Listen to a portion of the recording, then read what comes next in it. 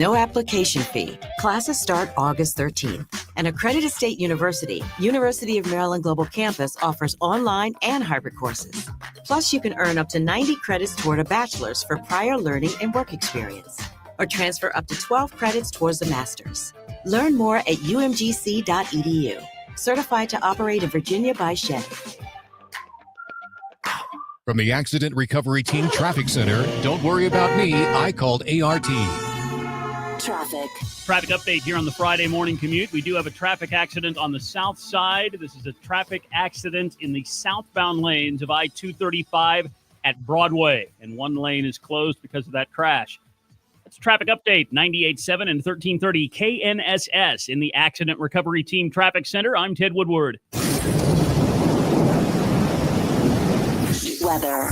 From Storm Team 12, we're kicking off your Friday warm and quiet, but get ready for some more heat later this afternoon. Mostly sunny skies and a high of 100 degrees. This will be the first time Wichita has hit 100 degrees since September of last year. But with the heat index, it could easily feel like 107 degrees. So as we enter the weekend, some small changes. Be at 98 for your Saturday with those partly cloudy skies. Heat in the sea still in the low 100s. But as we enter your Sunday, we're going to be tracking cooler temperatures in the middle 90s, but storm chances likely heading into the evening and overnight hours. That's your forecast from Storm Team 12. I'm meteorologist Halen Woolhype. Kansas Fan Headquarters, 97.5 and 1240 KFH Wichita, KNSS HD2 Clearwater, and Odyssey Sports Station. Hey Wichita, it's Jacob Albrock. Stay right there for the latest breaking in sports talk. It's Sports Daily coming up next exclusively on 97.5 and 1240 KFH. Jim Rome here with your Rome Report. Not that the Red Sox will ever make up for letting Mookie Betts get away, but they're doing everything they can to make sure it never happens again. I'm talking about them making huge bets and locking up their young talent early. And they've taken their biggest swing to date, signing phenom Roman Anthony to an 8-year, $130 million deal with escalators after only 46 big league games. Enormous bet for both sides, and I love it for both sides. The team is rolling the dice big, and if they crap out, they're on the hook for huge jack. And if Anthony is as good as we think he is, he obviously could be leaving a lot of money on the table. But it makes perfect sense to me. They think he's a future All-Star and a potential MVP candidate, and he's already been there long enough to know that that's exactly where he wants to be, and he's already guaranteed himself financial security for life. Mookie Betts may not be walking through that door, but the Red Sox are looking to make sure he doesn't walk out it again, and I love it. I'm Jim Rome. On the battlefield, there's a saying America's military men and women live by. Never leave a fallen warrior behind, ever. Off the battlefield, Wounded Warrior Project operates with the same goal. Wounded Warrior Project was created to help our men and women returning home with the scars of war, whether those scars are physical or mental. Wounded Warrior Project. We never leave a fallen warrior behind, ever. Learn more about what we do at woundedwarriorproject.org. On the battlefield, there's a saying America's military men and women live by. Never leave a fallen warrior behind, ever. Off the battlefield, Wounded Warrior Project operates with the same goal. Wounded Warrior Project was created to help our men and women returning home with the scars of war, whether those scars are physical or mental. Wounded Warrior Project. We never leave a fallen warrior behind, ever. Learn more about what we do at woundedwarriorproject.org.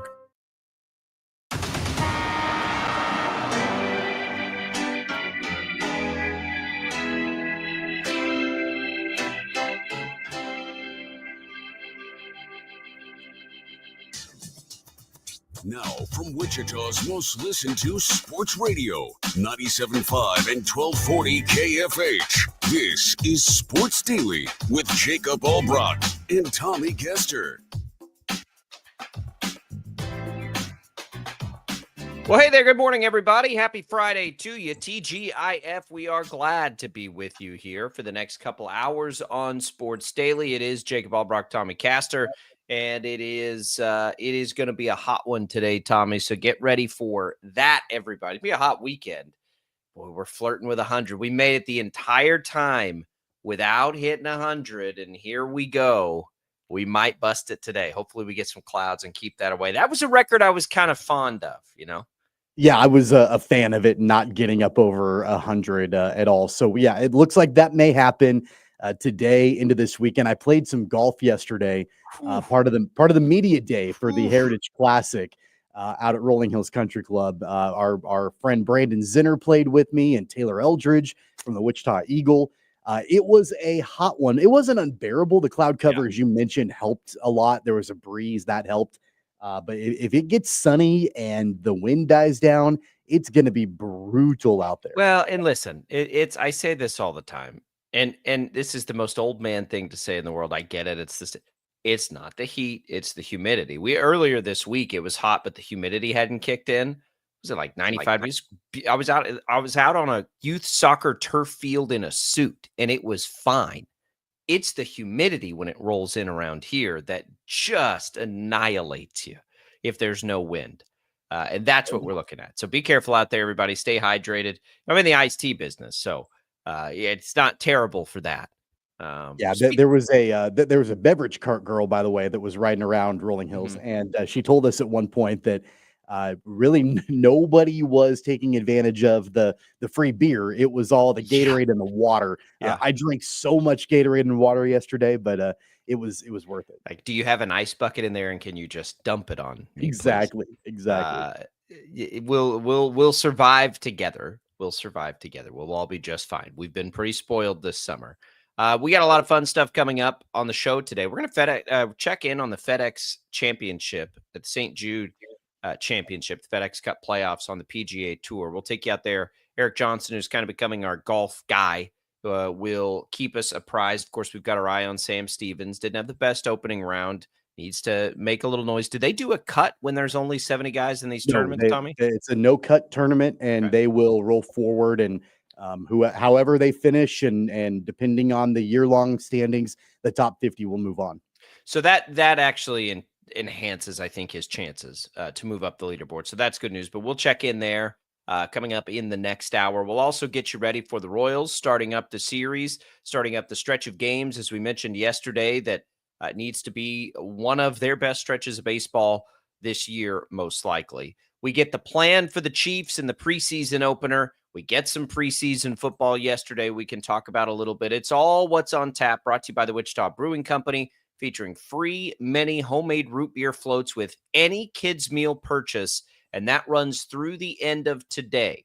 A limited supply of WBC keepsake mini mugs will be given out. Hurry in today. WBC is pizza and root beer made here. Tommy, did you catch any NFL preseason action? It was a light television schedule last night. Yeah, I didn't watch any of it. I followed a little bit of the action that went on last night. I saw Anthony Richardson exited the game for the Colts with an injury. At least so far in his young NFL career, he's having a hard time staying healthy. And so I don't know the severity of that injury. It was a finger, I believe. Yeah. And so we'll find out, if that impacts his status in week one. He's trying to bounce back after disappointing sophomore season. In that game, DJ Giddens made his Colts debut. He had 6 carries in the game, had a target as a receiver. I believe the expectation is for him to, be the primary backup. We'll see. To Jonathan Taylor. We'll see how he plays, but that was something to watch in that game. That's a thing. We'll try to, keep our eye on things in the preseason. It's so funny. Every team does things a little differently. Joe Burrow dropped back 10 times yesterday, Tommy, which, Jamar Chase caught 4 balls. Like this may have been the Bengals, giving us the most that we'll see in the preseason. Like it's all so different now with these 3 games. We'll talk about this next in the next segment as it pertains to the Chiefs and what you do and what's the best way to do this and deal with it. But that there's an example of a team that just kind of this. I'll bet you that's the most we see out of them. But like Philadelphia on the other side, they didn't play anybody. It didn't seem like. So it's a crapshoot. I think the preseason is running its course, but we'll discuss. We know what the Chiefs' plan is, well, at least what Andy Reid says it is. It almost never actually is what he says it's going to be in this first one, but we'll discuss. We do have that plan out for it. We get no movement in some of these other stories we're following in the NFL. We do get a huge bombshell. Did you see Slater for the Chargers. Yeah. Yep. That's a big deal. Goodness gracious. Rashawn Slater, who just became the highest paid tackle in the league, I believe, out for the season, carted off. It would be hard to find a more snake-bitten franchise injury-wise than the Chargers over the last 10, 15 years. I mean, it's always something with them. And now that is seismic in the AFC West. So we look at that and we let the dust settle a little bit. I'm not sure, because I had the Chargers second in that division, had the Chargers in the playoffs. I got to reevaluate that now. Does it put the Broncos ahead of them? Does it even take them out of the playoffs? They're starting left tackle, who you paid like is the best left tackle in football. Yeah, and I believe, correct me if I'm wrong, it's the same injury that Josh Simmons suffered that ended his Patellar tendon. Is that what it is? I believe that's what Josh Simmons had as well. And then that's a brutal injury, and it's one that Simmons has bounced back from, and that's great for the Chiefs. But obviously, it contributed to the decline in where Simmons was drafted back in April. So it's not an easy injury to come back from and to overcome. We'll see how long it takes Slater to get back. I know he's out for the year, but it's not just a simple rehab and you're back to the exact form you were before. That's a huge blow to the Chargers. Injuries in the NFL preseason are one of my I want to sit here and tell you they're my least favorite thing in sports. That's maybe a little hyperbolic. They're one of my least favorite things in sports. I hate NFL preseason injuries. Wasn't even a preseason game. They were practicing right. I just mean injuries in camp, injuries, and they're just they're going to happen because it's football, but they sting more than when they happen during the season because you have all this energy. You're so excited about your season, and then it's just like boom. Now, for the Chargers, what's interesting is, remember, they took Joe Alt out of Notre Dame very high in last year's draft. He's been playing right tackle. So I think they have a decent plan. That's why I say I'm not sure what I want to do with them. They'll probably, I assume, just slide him over to left. But you're talking about a team with bookends like that. That was going to be one of the real strengths of this team, was this O-line and those guys and Herbert and everything else. So they just added Keenan Allen. The Chargers, there's no more Charlie Brown football team, Lucy football team than the Chargers. They had every reason to be so dadgum excited. And then this happens before they even suit up for a preseason game. That's rough. My wife's a Chargers fan. She doesn't even know who that is, or she's heard those days are beyond her, but it still sucks because I watch them for her to let her know how they're doing. We'll come back. We got more Sports Daily. Speaking of football, let's talk about the Chiefs' plan in the opener. That's next. Don't go away. It's all Brockton Castor on a Friday.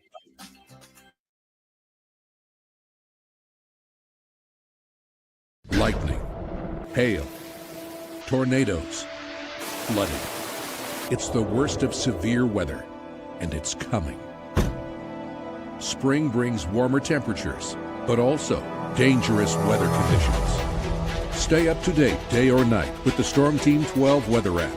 You'll get accurate forecasts so you can plan ahead and stay safe, no matter the weather. Download the Storm Team 12 weather app, brought to you by Stutzman's Greenhouse. The future of television has arrived. Next Gen TV is here with stunning video, movie theater quality sound, enhanced voice clarity, and interactive features, all upgradable for the future. Learn more at watchnextgentv.com.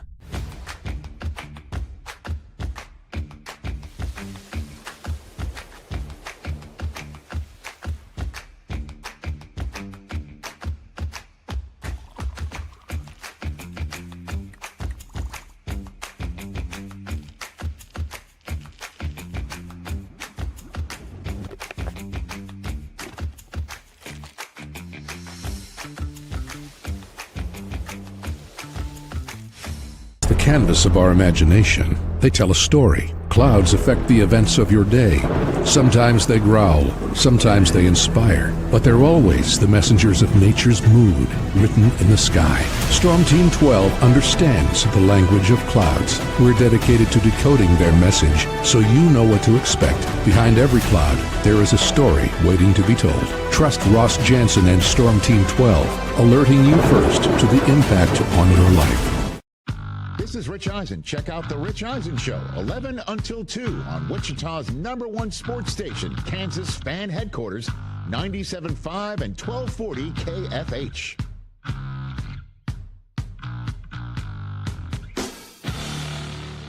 Odyssey is one of the most influential audio and entertainment brands in the nation. You already know Odyssey's iconic local radio brands in Wichita. But did you know Odyssey has the country's best collection of music, news, and sports brands? Odyssey is also a premium podcast creator, major event producer, and digital innovator. Odyssey brings people together across the country and right here in Wichita. Odyssey also delivers meaningful radio and digital audio results. Find out our story and impact at odysseyinc.com/Wichita. Make yourself known now. 310-01 in traffic pursuit. Oh my God, here. Investigate TV Plus begins with real people. We investigate stories that impact you and inspire change every day. Something is broken. Real problems. Why are they hiding it? And real solutions. My daughter was dying in front of me. What was your reaction when he said that? Investigate TV Plus, weekdays at 3:30 p.m. on KWCH.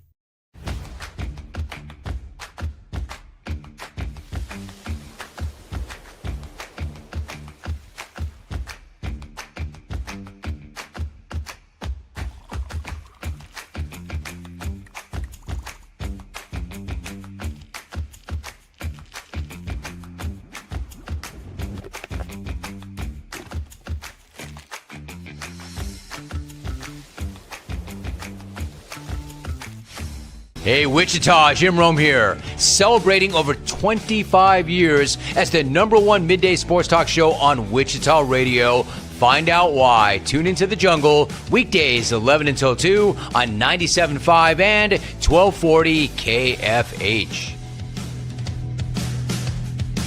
Mornings are busy. We're here to make your mornings better. We report the stories that affect you. 3 more hospital lies from contaminated apple juice just a day after the FDA issue a recall. We're here to make your mornings better. Closing east and westbound lanes of K96 for repairs. With 12 News, you're prepared for your whole day. Scattered thunderstorms across the state into the afternoon. Stay a step ahead with 12 News this morning on KWCH and KSCW.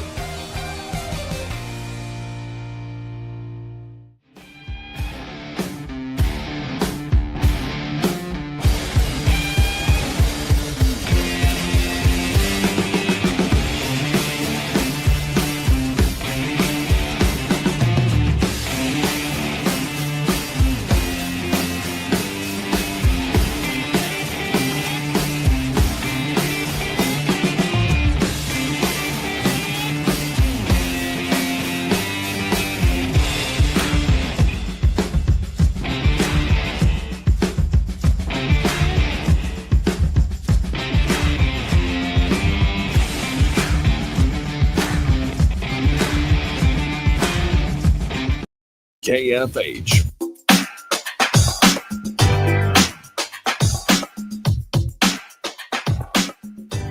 All right, welcome back in, everybody. It is Sports Daily here. Jacob Albrock, Tommy Castor. If you want to win some HTO, you can do that right now. Text the keyword T to 20357. That'll get you a free cup of iced tea for East Wichita, West Wichita, or in Derby. And while you're in this weekend at East Wichita's location at 21st and 127th, if you're a lobster fan, the Cousins Maine Lobster Truck will be at the East location this Sunday from 11 a.m. to 8 p.m.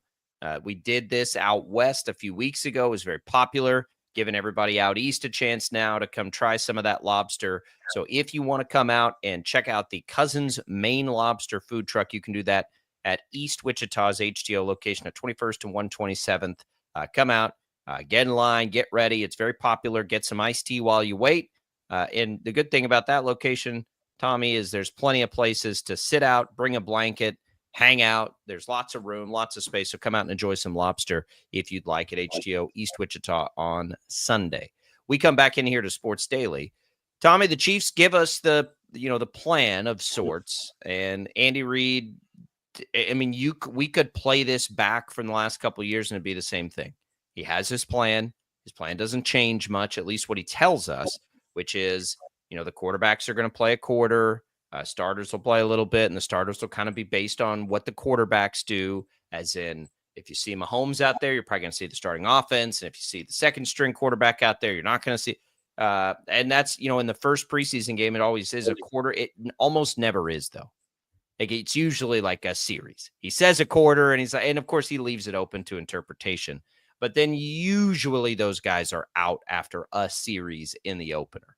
So take it for what it's worth. That's what Andy Reid had to say yesterday, but probably we're not going to get a full quarter out of the starters. Yeah, there's that famous clip from Anchorman with Ron Burgundy where he goes, "I don't believe you." And then he leans back and he lights a cigarette. That's what I feel whenever I hear Andy Reid talking about how he's going to play his players during the preseason. I love Andy Reid. I don't ever believe what he says in the preseason. And I don't blame him. I'm not upset about it. I don't think he's actually like lying either. Right. I think he is playing it by ear. And usually that's like, all right, I've seen enough. Let's get him out of there. You know what I mean? Like, I don't think he's like trying to deceive anyone. It's the preseason. Yeah, I just think that it's when you're talking about the very first preseason game, you can who really cares? I mean, like nobody really cares. Like it's nice to see, I guess, some of the things that you may need to have questions answered about. But really, at least for me, usually with the Chiefs, it's very little about the actual starters. It's more about depth pieces. It's more about, rookies, maybe, seeing how they've come along. Those are the big things for me. It's not, again, necessarily even what the starting offense does or how the rotations look on the defensive side of the ball. It's more about depth and who some of those positional type battles that we go through the preseason wondering who's going to make the team and who's not. That's really, by and large, in the preseason what you're looking at. Yeah, look, I think it's different every year for different players. Mahomes, here's what I would say about Mahomes and Kelsey and like the real long timers. I would trust them. Like, what do you need to get ready? Like, what do you need? If you're Reid, if you're the offensive staff, hey, Mahomes, like, how many series do you want to play? 1, none, 5? Great. Doesn't matter. We'll trust you on that. So that's to me, that's kind of how I approach it. I think the preseason, in a lot of ways, and this is where we disagreed last year with Hollywood Brown and what happened with him. I think with new players, it does have more value. The problem is just like Slater yesterday with the Chargers. The problem is it's football and guys get hurt in practice. Guys get hurt all the time. So I don't think you can be scared of it, but I think you can be smart with it. Last year, to me, Hollywood needed time. This year, no chance. He's been there long enough. The only players that I think are truly going to benefit from it are Josh Simmons, and I'm talking about the players we're really paying attention to. Really any of the rookies, quite frankly. But I think there is a little bit more emphasis this year for Simmons and for Jalen Royals, because there's a good chance they're going to lean on him more early in this season than they ever thought they were going to have to. And so the more reps he can get out there, the more he can do. He's looked very good in practice. I'm sure you've seen the videos. But the more he can get out there and actually work through anything at game speed is probably a good thing. And quite frankly, with Simmons, like, we've got to make sure he's healthy enough and good enough to get out there at true game speed. Are you going to get true game speed in a preseason game? Probably against an edge rusher. You're not going to have a blitzing situation, but why would the guy on the other side of you not be going as hard as they can? So I do think for some of these guys, it will be good to get them in there. And then the thing about the preseason that's fun is you've got all the position battles, right? You've got guys playing for their jobs. Once you get deeper into a preseason game, you might not know everybody, but these are guys that are fighting for roster spots. I also, I don't want to see Isaiah Pacheco much. Boy, don't you want to see Brashard Smith? What kind of juice he has? I'd like to see him out of the backfield. I mean, that's the whole reason why, they brought him in, catching passes out of the backfield. I'd like to see what they can do, with him. I think that I've said it before that when you're looking at these guys and how you're going to use them in this preseason game tomorrow, I think I mentioned this yesterday. If there's a player that is a starter that was just recently signed to a contract, there's no reason to play them. I don't want to see him. I don't want to see George Karlaftis out there. I don't want to see Trey Smith. I mean, maybe for a series, maybe. But if you've invested a good amount of money in some of these players, Nick Bolton is another example of somebody that they just paid. If you just paid a starter, don't risk it. Like there's Right. there's Nick no Bolton reason doesn't need to the risk it. preseason. Exactly. Unless unless he tells you he wants it, and then I trust him. Right. That's like the other guys. Like I find it hard to believe Mahomes would ever be comfortable just sitting out a preseason. If Nick Bolton thinks he needs to get in there and just, kind of get slapped around a little bit to get his, then fine. You've got to help those guys put on the governor, because I'm sure some of them would like to just play any chance they get. But if you're having a conversation and Nick Bolton's like, yeah, I feel like I could use a series or two. Okay, good. Because it's football and there's always an injury risk. There's an injury risk in practice, whatever. But yeah, you have to govern, and you have to throw the governor on a little bit with some of these guys. I don't know. And we'd have to ask one of the former players, like, how much difference is there in a preseason game and a full speed practice? Like, how much more can you gain from that? And that kind of brings us to the elephant in the room of, like, do we really need 3 preseason games? No, I feel like absolutely not. I feel like we need 1. Eventually this is going to there will be another regular season game added. We're going to get to 18 games.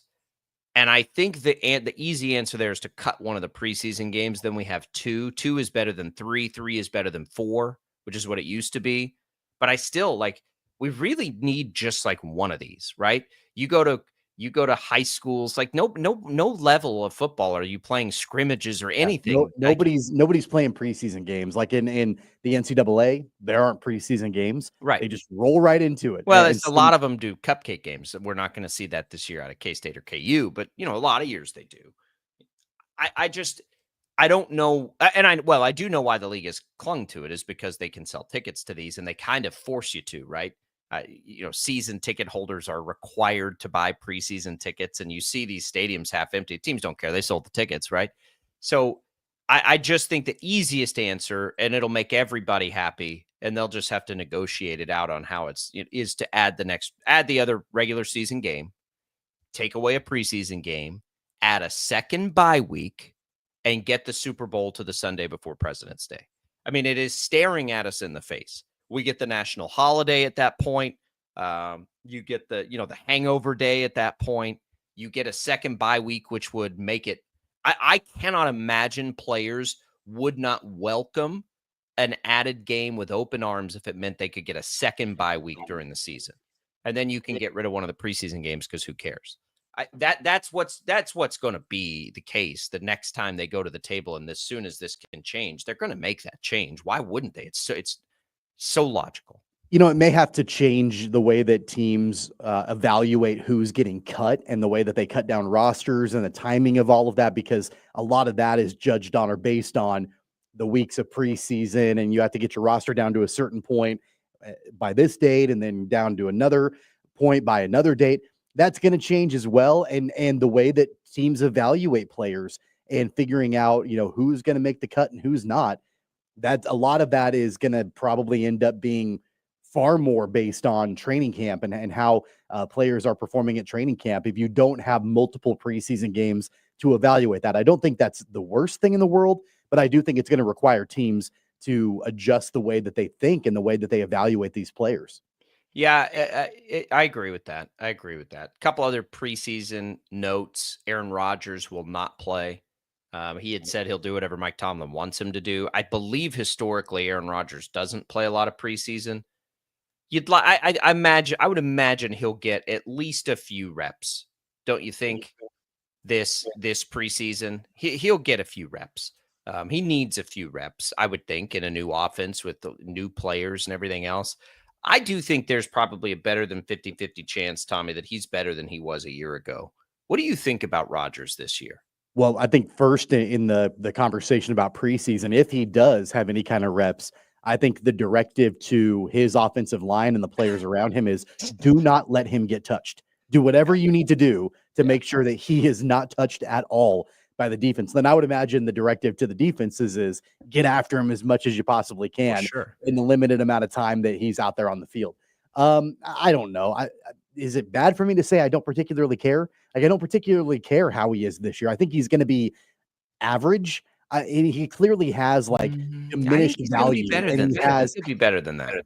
he's had diminished value over the last 3 years. I mean, from when he won that final MVP, and I know he was injured for the vast majority 2 years ago, but it's been diminishing returns from Aaron Rodgers, ever since he won that MVP, and I don't see any reason why all of a sudden that's going to flip on its head and change, and he's going to be better than what he was. He'll be Well, fine. He'll be I okay. think because they'll be better. I think the team will be better than the Jets were a year ago. I think they're better coached and all those things. I do think it matters to some degree because the Steelers, like, we have to think of them as a playoff team, don't we? I mean, they're always there, and now they added the best quarterback they've had there in a very, very long time. Like, he will be their best option since Ben Roethlisberger was healthy, He not may Ben be their Roethlisberger best at the end of the option. career. He may be their best option, but it doesn't mean that he's a great quarterback anymore. No, it does. That's not what I'm saying. I'm not saying he's a great. I don't know if he's. I mean, I think he was fine last year. I just my thing with it is like we're all so tired of Aaron Rodgers that I think we just want to wash our hands of it. But the reality is a playoff team every single year just got better at their worst position, which is quarterback. I don't think they become a contender or anything. But I mean, there's a really good chance the Steelers got better and they're a playoff team every I year. think they're a complete unknown. I think that you can look at them not unlike the way we look at a lot of college football teams where there's a lot of turnover and you're like, I just have no idea how to even assess them. They go from Russell Wilson and George Pickens to Aaron Rodgers and DK Metcalf. Like and I know a lot of the other pieces are still there, right? Like it might very well be an upgrade. It might very well be an upgrade. It's not enough of one. I think the jury's still out. I don't think we'll know until we actually see it in action. Right. And that back to the preseason point. I know he's not playing this first one. Surely he's going to get a couple of reps. Another story, CBS had this. I guess Aiden Hutchinson, Tommy, has been so dominant in Lions camp that the coaches have had to implement. Did you see this? The Hutch rule, which means basically when he disrupts a play and gets to the quarterback, they just let him keep playing. Like he was becoming so disruptive in camp that they couldn't work anything because he just kept getting to the quarterback. That they basically just said, just keep going. Like stop. Like don't blow the whistle. We still got to work on some stuff. I wonder quite a bit because I think the Lions story is such a cool story. Man, what if he doesn't get hurt last year? Like what if he's 100% in the postseason? Could that team have won a Super Bowl? I mean, the answer is yes. Not just him either. Like he was a big part of it. But they had injuries all over the place. They were so unlucky last year at the end of the year. We're not talking about them at all, I feel like, this offseason. And I know the reasons why, because a lot of teams around them should be better. But so should they, right? Just by being healthy. They lost their coordinators, and that's a big part. My goodness, though, they've got everything back. It flies in the face of the rationale that a defensive player can't win your team a Super Bowl. I mean, I think absolutely if Hutchinson was healthy, then that would have been a major factor for the Lions to get all the way. I don't know if you've watched, I know you haven't because you don't have Netflix, but the second season of Quarterback is out and they're following Jared Goff and the Lions as one of the subjects. And it goes through last season and all of the injuries decimated on the defensive side. It runs through, and I had forgotten this had happened. It runs through the game they played against the Bills when the Lions lost 48-42, and Jared Goff played out of his mind offensively, but so did Josh Allen. And the Lions just didn't have anybody defensively to be able to shut down Buffalo. That for sure, not just Hutchinson, he was a huge part of it. They were missing like 8 or 9 guys. All of the injuries. Like they were pulling guys off the street to come and play defense for them towards the end of last season. If they can stay healthy, I think I picked them to play in the Super Bowl last year and represent the NFC. Sure, yeah. I would absolutely do that again if they can stay healthy. Well, and that's like I just pulled up the defensive list of injuries, and it's worse than you even remember. I mean, Hutchinson's the headliner on it, but it's absolutely insane how many guys they lost like for the season last year. on that side of the ball. I haven't paid close enough attention to their offseason to know like what's back, what's not back. I can't wait to make predictions because as I've got, and I'm very guilty of this, as I've gone through the NFC, I keep thinking of it through the lens of the Eagles, of course. We talked about the Rams yesterday. I think about them a lot. Are the Niners back and healthy? We hear that all the time. I also think about that. Are the Commanders for real? And here sit the Lions, just quietly, who were the best team for a lot of last year, that had all of that to deal with. Now, yes, they did lose their coordinators, and that's hard to do the first time you have to do it. So we'll see how Dan Campbell handles it. But man, they got all those weapons back. Like they should be ready to rock and roll this year. And they would be a team to put some money on. And I don't know what they're not only do they have a guy in Jared Goff that has proven time and again that he can get the job done, but they've got one of the best running games in the NFL. They've got absolutely dynamic wide receivers. They've got one of the best tight ends in the game. Like they are 11-1 right now. 11-1.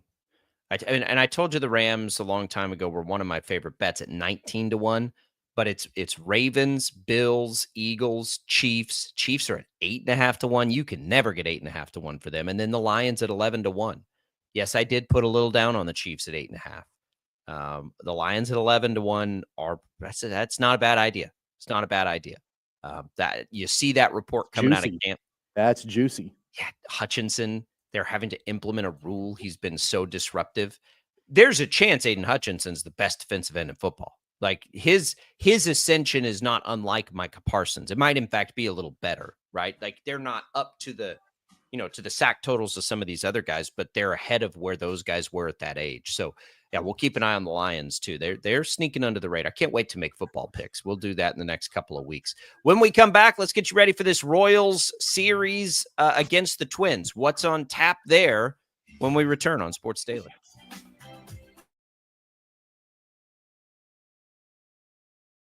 Lightning, hail, tornadoes, flooding. It's the worst of severe weather, and it's coming. Spring brings warmer temperatures, but also dangerous weather conditions. Stay up to date day or night with the Storm Team 12 weather app. You'll get accurate forecasts, so you can plan ahead and stay safe, no matter the weather. Download the Storm Team 12 weather app, brought to you by Stutzman's Greenhouse. The future of television has arrived. Next Gen TV is here with stunning video, movie theater quality sound, enhanced voice clarity, and interactive features, all upgradable for the future. Learn more at watchnextgentv.com.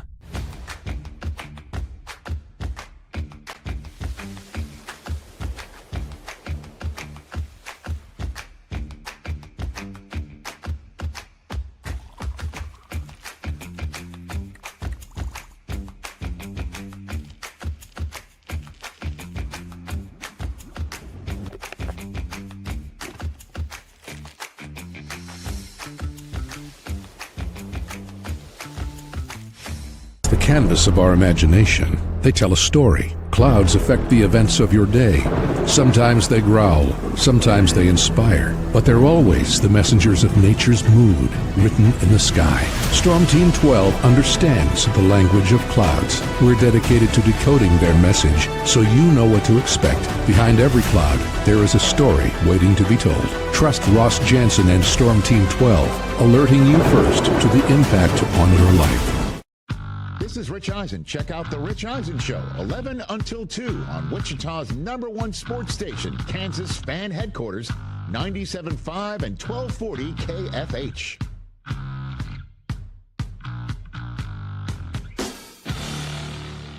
Odyssey is one of the most influential audio and entertainment brands in the nation. You already know Odyssey's iconic local radio brands in Wichita. But did you know Odyssey has the country's best collection of music, news, and sports brands? Odyssey is also a premium podcast creator, major event producer, and digital innovator. Odyssey brings people together across the country and right here in Wichita. Odyssey also delivers meaningful radio and digital audio results. Find out our story and impact at odysseyinc.com/Wichita. Make yourself known now. 83101 in traffic pursuit. Oh my God, here. Investigate TV Plus begins with real people.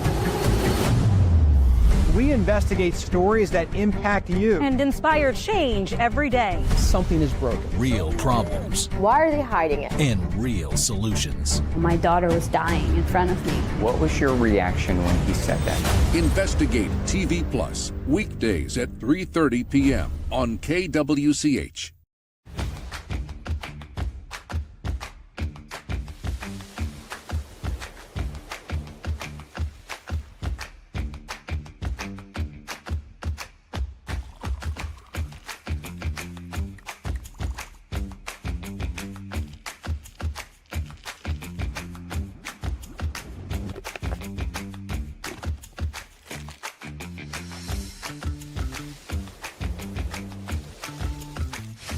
Hey, Wichita, Jim Rome here, celebrating over 25 years as the #1 midday sports talk show on Wichita Radio. Find out why. Tune into The Jungle, weekdays 11 until 2 on 97.5 and 1240 KFH. Mornings are busy. We're here to make your mornings better. We report the stories that affect you. 3 more hospitalized from contaminated apple juice just a day after the FDA issue a recall. We're here to make your mornings better. Closing east and westbound lanes of K96 for repairs. With 12 News, you're prepared for your whole day. Scattered thunderstorms across the state into the afternoon. Stay a step ahead with 12 News this morning on KWCH and KSCW.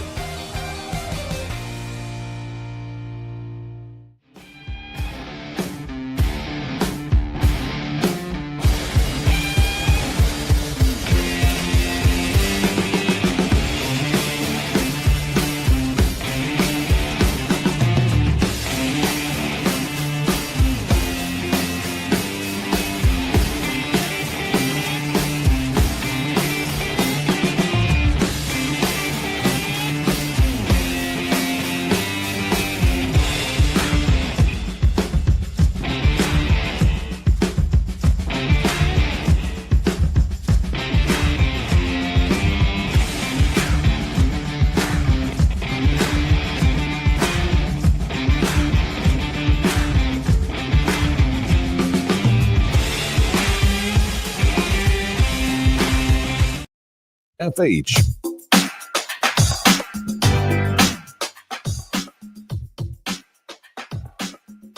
All right, welcome back in, everybody. It is Sports Daily here on KFH. Jacob Albrock, Tommy Castor. Glad to be with you today. If you want to win a trip to see the Zach Brown Band, Love and Fear, live at the Sphere in Las Vegas this December, including a 2-night stay in a suite at the Venetian Resort, Las Vegas, the only hotel directly connected to the Sphere, you can enter the national contest. It's easy. Download the Odyssey app, listen to KFH for at least an hour. You can learn more at odyssey.com/Zach. Thanks to the Messina Touring Group. Tommy, we come back in. It is a Friday fit, which now, thanks to our friends at 35 by 70, you guys got me on board with this. So yeah, you're looking sharp today, by the way. Yeah, and usually it's far away from the normal T-shirt that I'm in, or on Wednesdays the Hawaiian Wednesday. But I believe we both rock one. This is the I've got the Buffalo Rome, which I've been excited about for a long time, quite frankly, because my alma mater is the Buffaloes in college, and our school color is maroon. So I was like, that makes a lot of sense. So it's got the Buffalo Rome, and you've got one as well there, don't you? Yeah, this is called the Spicy Lemonade. And so you and I are both rocking the 3570 Golf Co. clothing today. Yeah, we appreciate our friends there. If you want to check out their wares and get a discount, you can either enter the promo code Jacob or Tommy. You got 2 options now to get 10% off. So check out their stuff. It's comfortable. Like, it's good for every day, but man, as a golf shirt, this thing's going to be awesome. Can't wait. Hopefully we're not wearing the same thing someday. That'd be embarrassing. I'd like to point out, by the way, that for months and months and months, you've given me a hard time about being a fashion influencer. Yeah. And now you yourself are a fashion influencer. Listen, sometimes when you got to give the people what they want, you know what I mean? Like you gotta let people have what they want. You cave. You say, all right, everybody, I'm sick of hearing from everybody. Why don't you Hawaiian Shirt Wednesdays are such a thing, Tommy. Like at some point you got to grow the brand, If only we had a local Hawaiian shirt company. That would be the best. Like, that's a match made in heaven for you. You could be the spokesperson for them all over the place. That's right. We're going to have to get Katie, our friends over at 35x7, to design me a Hawaiian special, a Hawaiian shirt special there at 35x70. But yeah, check them out, 35by70.com. Tommy, Royals back at it tonight. Listen, the Twins suck. They got rid of all their players. They still have one, though, that you worry about, and it's who the Royals face tonight, Joe Ryan. He's one of the best pitchers in the American League, probably top 5 in the league. So we look at this, and it's a series, even on the road. I feel like the Royals should sweep, but they'll have their work cut out for them tonight. It is Seth Lugo.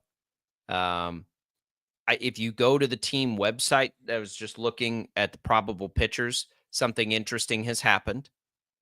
Bailey Falter's spot in the rotation normally is being skipped. They've already announced Ryan Bergert as the starter on Sunday. So we'll pay close attention to that. That's pretty interesting, I think. But anyway, tonight it'll be Lugo. It'll be Ryan. 2 of the best in the American League. 2 of the best in the American League for a little while now, getting after it.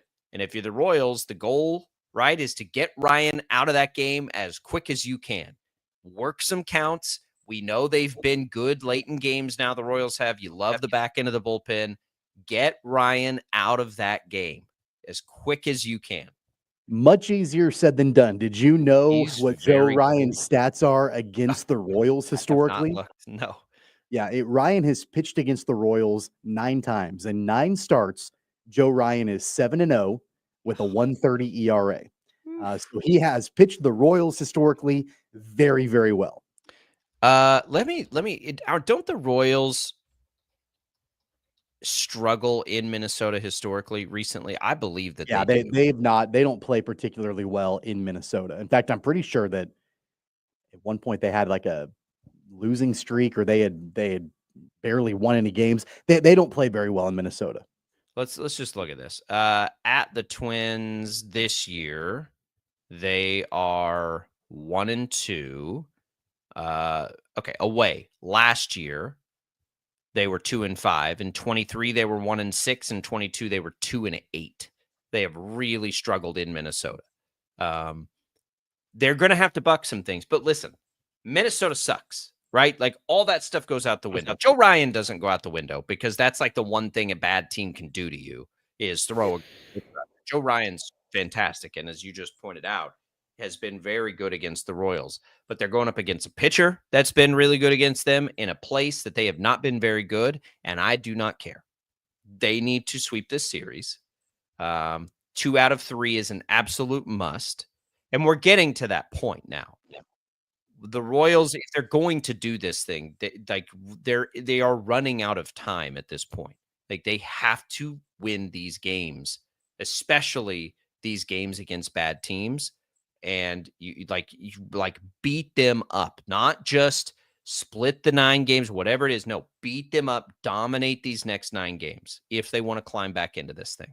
Yeah, if you are a follower of the Wichita Wind Surge, now's the time to watch the Twins, because there are a lot of familiar names that have come through Wichita that are now playing for the Twins, especially offensively. Guys like Matt Wallner, Austin Martin got called up. Like, there are the players that are left in that organization that didn't get traded away at the trade deadline. A lot of them came through Wichita, and so there'll be some familiar names in this weekend series for sure. But it's going to be a challenge, regardless of the fact that you've got a rebuilt lineup, and outside of Joe Ryan, like, he's the only premier player left. We didn't really talk about it much at the deadline or right after the deadline. It's really questionable to me that the Twins shipped off all of these players and didn't move Joe Ryan. And I know that was the main topic of conversation around the deadline, was that he didn't get moved. But you're basically surrounding one of the best pitchers in baseball with a bunch of unknowns. And I just don't understand why, if you're going to do a fire sale, why you don't actually start with him to try to get the premium value back. You know, I couldn't agree more. The reality, like, if you knew you were going to come in and sign him right now to a long-term deal, then okay, they're not going to do that. So if you're not going to do that, Yeah, like we saw the haul they just got for their closer.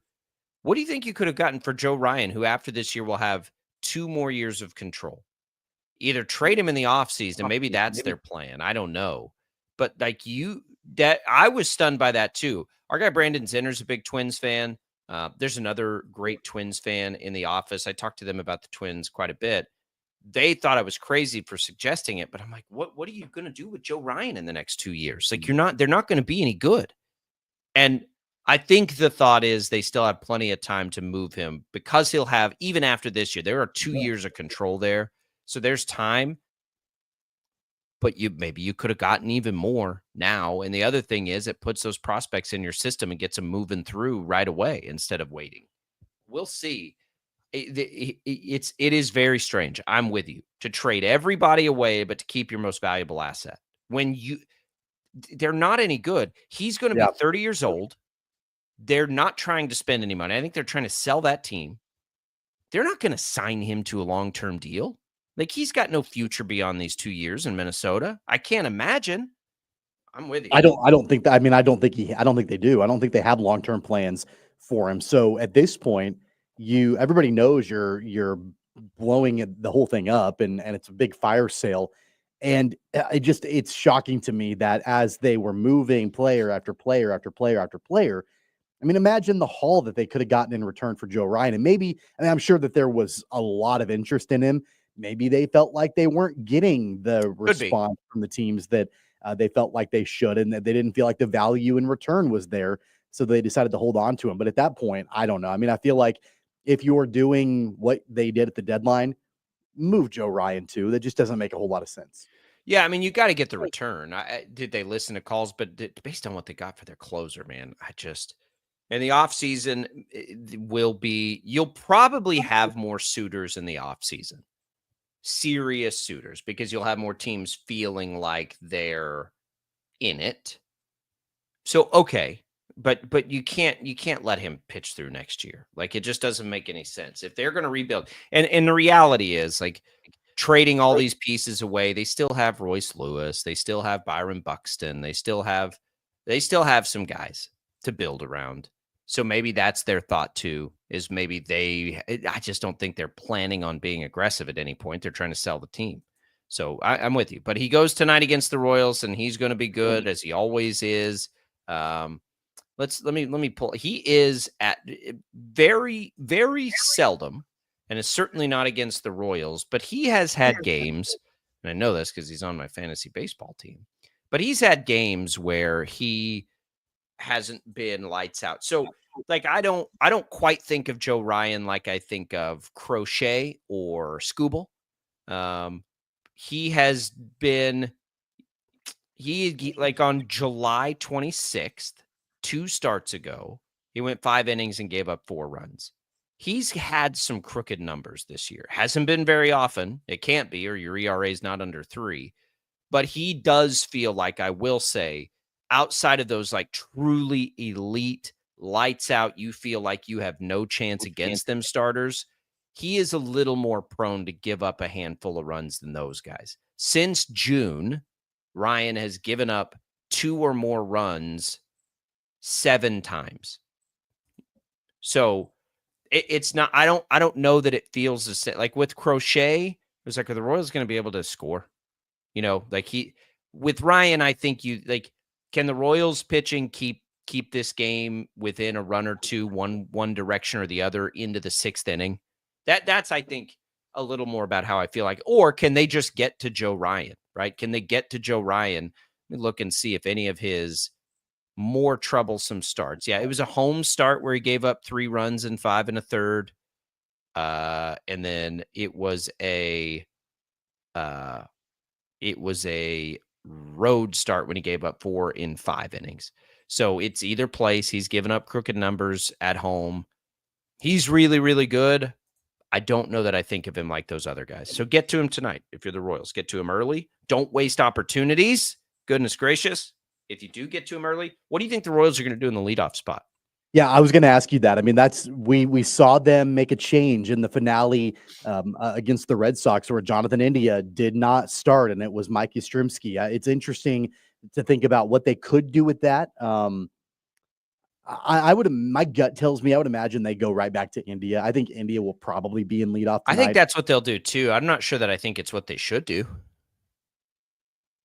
Yeah, I don't know. I mean, it was interesting that both of those guys were extremely productive in the new slots in the finale. Like India hit the ball really well at 7th, and Yastrzemski had a good game at leadoff. I don't know. Like I think you could go both directions.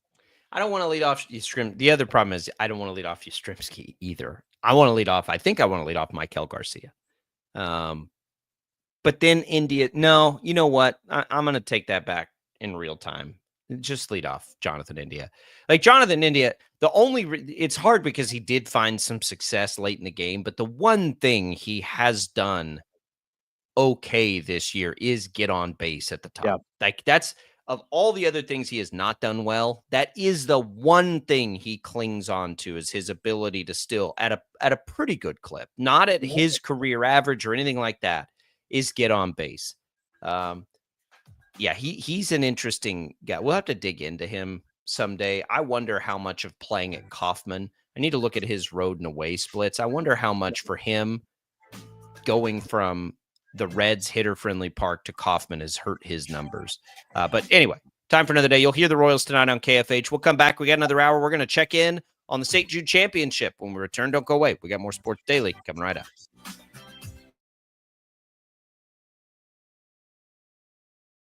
Lightning, hail, tornadoes, flooding. It's the worst of severe weather, and it's coming. Spring brings warmer temperatures, but also dangerous weather conditions. Stay up to date day or night with the Storm Team 12 weather app. You'll get accurate forecasts, so you can plan ahead and stay safe, no matter the weather. Download the Storm Team 12 weather app, brought to you by Stutzman's Greenhouse. The future of television has arrived. Next Gen TV is here with stunning video, movie theater quality sound, enhanced voice clarity, and interactive features, all upgradable for the future. Learn more at watchnextgentv.com.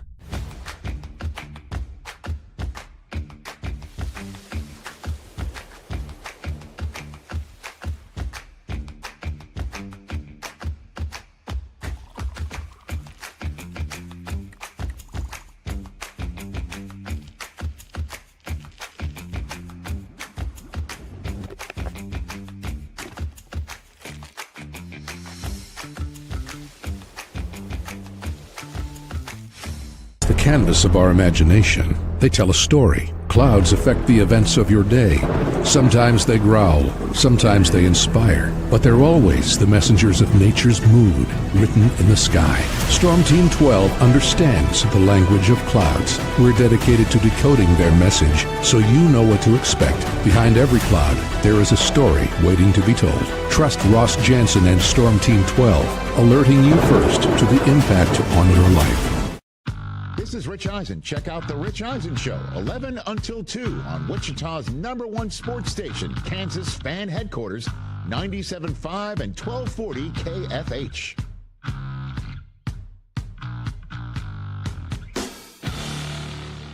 Odyssey is one of the most influential audio and entertainment brands in the nation. You already know Odyssey's iconic local radio brands in Wichita. But did you know Odyssey has the country's best collection of music, news, and sports brands? Odyssey is also a premium podcast creator, major event producer, and digital innovator. Odyssey brings people together across the country and right here in Wichita. Odyssey also delivers meaningful radio and digital audio results. Find out our story and impact at odysseyinc.com/Wichita. Make yourself known now. 8310 in traffic pursuit. Oh my God, here. Investigate TV Plus begins with real people. We investigate stories that impact you. And inspire change every day. Something is broken. Real problems. Why are they hiding it? And real solutions. My daughter was dying in front of me. What was your reaction when he said that?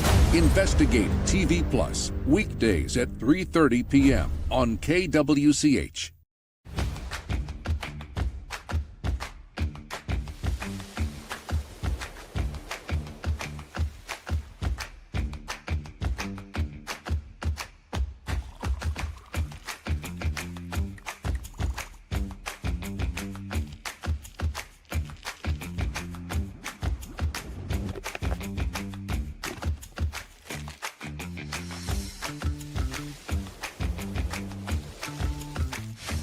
Hey, Wichita, Jim Rome here, celebrating over 25 years as the #1 midday sports talk show on Wichita Radio. Find out why. Tune into The Jungle, weekdays 11 until 2 on 97.5 and 1240 KFH. Mornings are busy. We're here to make your mornings better. We report the stories that affect you. 3 more hospital lies from contaminated apple juice just a day after the FDA issue a recall. We're here to make your mornings better. Closing east and westbound lanes of K96 for repairs. With 12 News, you're prepared for your whole day. Scattered thunderstorms across the state into the afternoon. Stay a step ahead with 12 News this morning on KWCH and KSCW.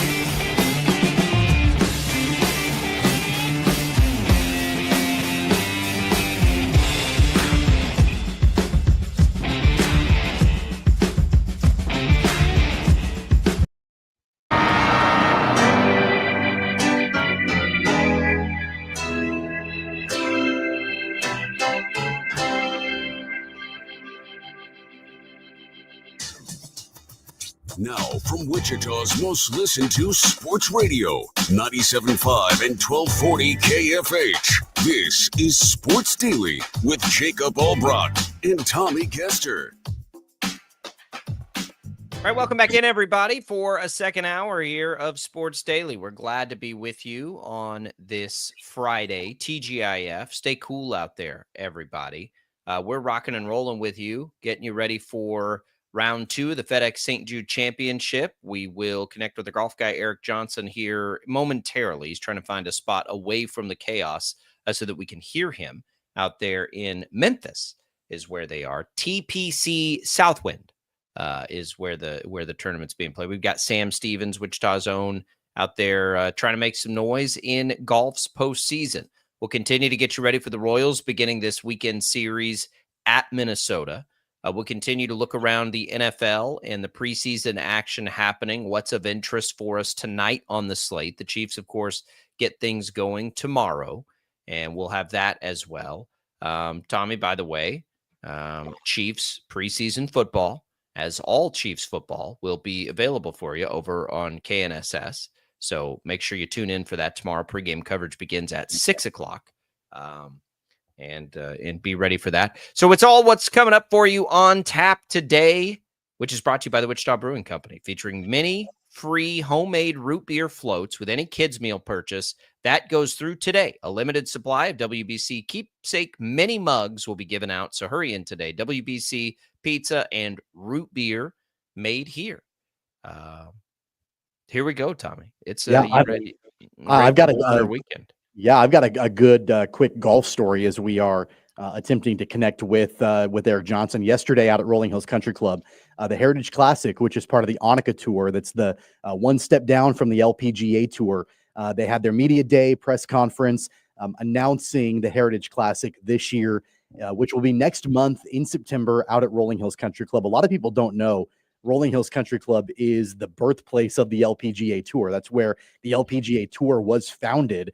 Was right here in Wichita, Kansas. And so great press conference. They announced that Annika Sorenstam herself will be at the final round of the Heritage Classic next month to partake in the festivities, to greet the players, to hand the trophy to the winner, all of that. So that's pretty exciting stuff. They announced that yesterday. And there's a really rich tradition of women's golf that originates right here in Wichita. Yeah, it's a tournament coming through here is so cool. It's just an opportunity again to boast what Wichita brings. Now, how is Rolling Hills? Rolling Hills is not one that I have had the good fortune to get out to. I will for this tournament in about a month from now. But tell me about Rolling Hills. I love it. It's a fun course. I don't get to play it very often. In fact, I think yesterday was the first time I actually played a round. I played in scrambles out there. But I don't know if I've ever been able to play like my own ball and play a full round out there until yesterday. It's a lot of fun. It's challenging in some areas. It's pretty. There are some really nice layouts of holes out there. I enjoy it a lot, and it's a great place to, I think, to host this event, obviously, for all the LPGA Tour connections. But they've grown that tournament year over year. This is going to be year number 4 of the Heritage Classic.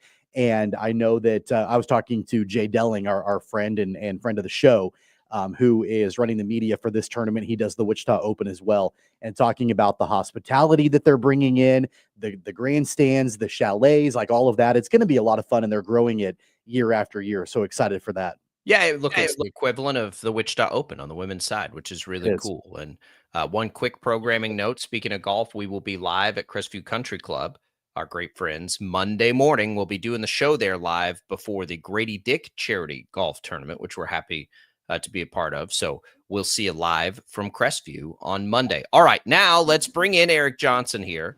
Eric joins us from Memphis at the St. Jude Championship. Is that right, Eric? You're out there, aren't you? I think we've got him. Eric, do we have you here? We're having a little connection. Yeah, I'm not sure he can hear us. Looks frozen. Why don't we have Mac with Eric? You do that.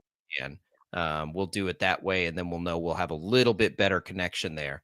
So we'll work on that for you. We'll check in from the St. Jude. Sam Stevens shot 1 over yesterday in the opener. That right now has him tied for 14th.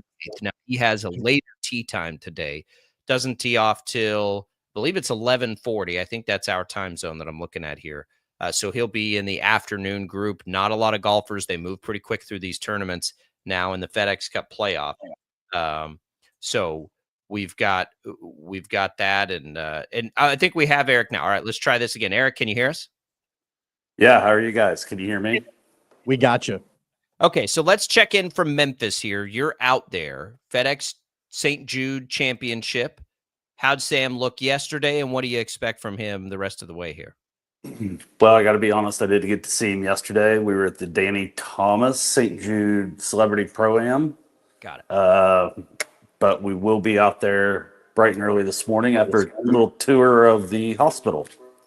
Yeah, definitely the competition level is high in this. Obviously, you've got the top 70 golfers in the world that are competing as they're, getting ready to cut down that field for next week. And then once we get into the Tour Championship and all of that, Sam seems to be in a position, at least right now, Eric, where, he doesn't necessarily have to have a phenomenal finish to be able to move on to the next round. But knowing where he's at in the rankings and all of that, what do you expect from him? I know you didn't get a chance to see him yesterday, but what do you expect from him today and moving forward? I expect the typical Sam, like pressure's on. We're going to go low today, make a move. It's Wichita weather here. It's muggy. It's hot. It's extremely steamy. So gross. I've figured out why Lucas Glover sweat through his pants last year. Gross. So tell me then, on a tournament like this, when there's no cut, I assume they play a little faster in smaller groups or whatever. It's like the weekend now. But is that advantageous to a guy like Sam? It seems like it would be, to give him all 4 rounds, because he can fire off those low rounds at any point. Yeah, I think since he got the second place, he hadn't been really freed up. I would assume that, knowing today that there is no cut, I got 3 more days. You got to start firing at pins. We were watching yesterday, obviously, on the app, and it was just kind of nonchalantly just going about it and not really firing at it. So when I saw Akshay shoot 8, I thought, okay, well, that guy, he's always fired at pins, so it's gettable. So I'm hoping to see that today. It'll be exciting. I think the guys that kind of maybe just sat back and thought, well, it's not as gettable, figured out the early guys probably were like, okay, it is gettable, and now we got to make a move tomorrow afternoon. So yeah, I'm hoping for a really exciting day out here with these guys that went early yesterday.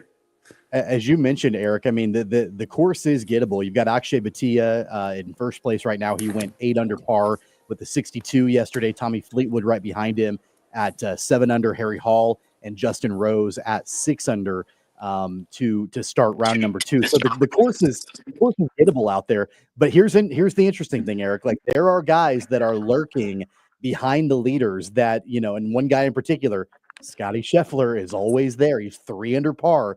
He tees off in about an hour and a half or so. And so he's part of the early round today. And he's a guy that he's only a few strokes back and can certainly make a move at any time. That's just kind of what Scotty Scheffler does. Right. I mean, the thing is out here is it's bright and early to them.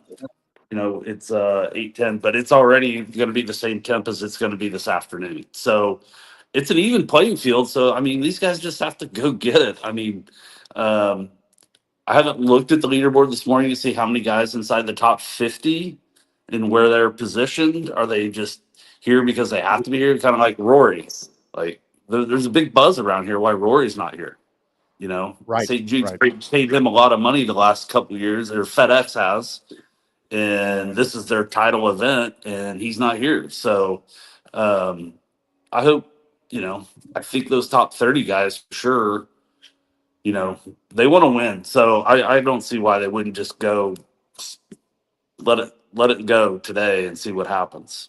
As of right now, by the way, so Sam Stevens obviously started at 28. As of now, he's projected at 37. So he's still in that top 50.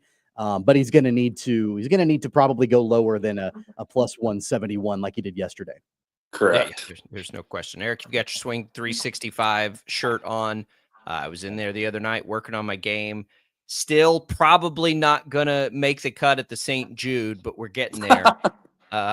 And we while we've got you here, we're very excited to be able to do a giveaway to Swing 365. If you want to win a week at Swing 365, which is your own private golf simulator, all you got to do right now is text the keyword swing to 20357. The keyword is swing 20357. Eric, thanks for making that available for the listeners. Yeah, you bet. And if you want to check it out, it's 365wichita.golf if you want any more information on what the memberships are and what it looks like. Best way to get in there is to win that contest. Eric, enjoy Memphis this weekend. Yep. We'll talk again Will do. soon. See you guys. Thanks. Appreciate it. Thanks. There goes Eric Johnson. Again, that's swing to 20357. Good luck to get you a free week at simulator's nice. I'm telling you, it's just nice to be. Again, Tom, I turned on the baseball game, hit some balls while I watched some baseball. It's pretty. When it's 101 degrees outside. Yeah, that's the other thing that makes it a little difficult. Too. Yeah, makes it a little difficult. All right, we're going to come right back. We got more Sports Daily coming your way. Don't go away.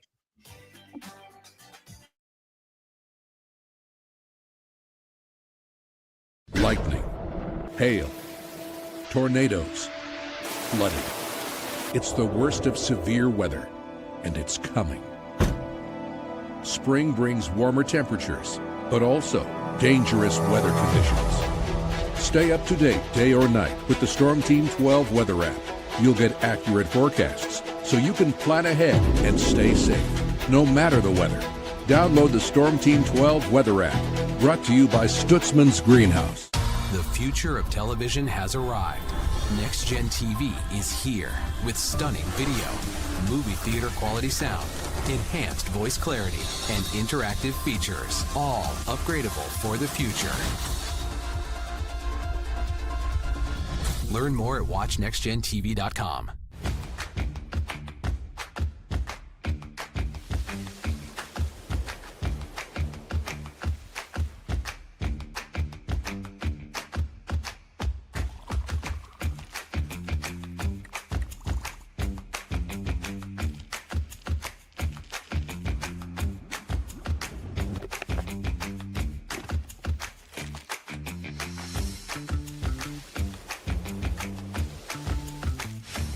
Canvas of our imagination. They tell a story. Clouds affect the events of your day.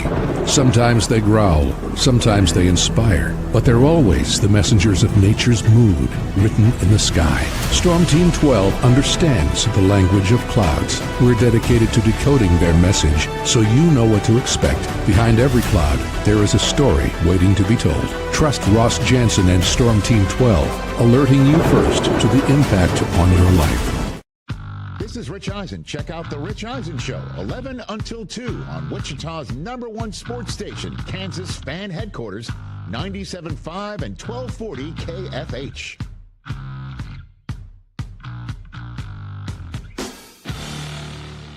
Odyssey is one of the most influential audio and entertainment brands in the nation. You already know Odyssey's iconic local radio brands in Wichita. But did you know Odyssey has the country's best collection of music, news, and sports brands? Odyssey is also a premium podcast creator, major event producer, and digital innovator. Odyssey brings people together across the country and right here in Wichita. Odyssey also delivers meaningful radio and digital audio results. Find out our story and impact at odysseyinc.com/Wichita. Make yourself known now. 8310 in traffic pursuit. Oh my God, here. Investigate TV Plus begins with real people. We investigate stories that impact you. And inspire change every day. Something is broken. Real problems Why are they hiding it? and real solutions. My daughter was dying in front of me. What was your reaction when he said that? Investigate TV Plus, weekdays at 3:30 p.m. on KWCH.